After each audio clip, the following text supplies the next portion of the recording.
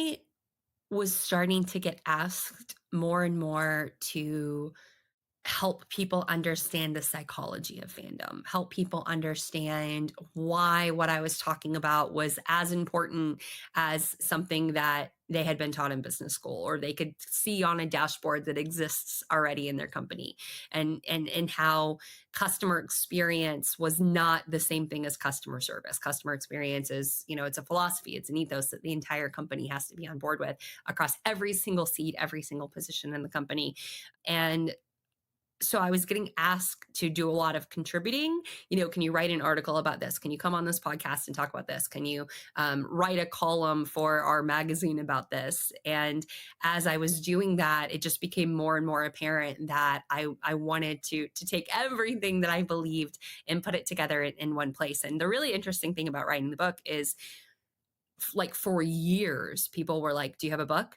Do you have a book? Are you putting a book out? Where's your book? Where's your book?" And it took me so long to get it done because it felt very important to me that my book not feel like any other customer experience book or any other business book. And there are so many intentional decisions that I made with the book. Every chapter and every H1 heading in the book is a song title. The book is printed in 4 colors. There are a lot of really fun things that we do with like cadence and tone throughout the book so that as you're reading the book, of course you're absorbing the lessons, but also hopefully you're reflecting on like fun moments from your own past, from your own life, thinking about your own business through a different lens, maybe through this like entertainment lens that you haven't thought of before. And so that was really, really important for me. So the path to writing the book honestly was I was running this agency for several years, grew it up, grew it up. The valuation was higher and higher.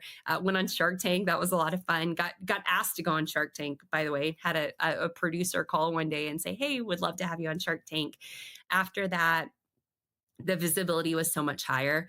Like every time it would re-air, we just more and more like owners of sports teams and heads of Hollywood studios just calling and inquiring about being clients, but also hundreds of emails and calls from like regular businesses saying, "How do I work with you? I want this. I want super fans. I want to create super fans for my business. What can I do?"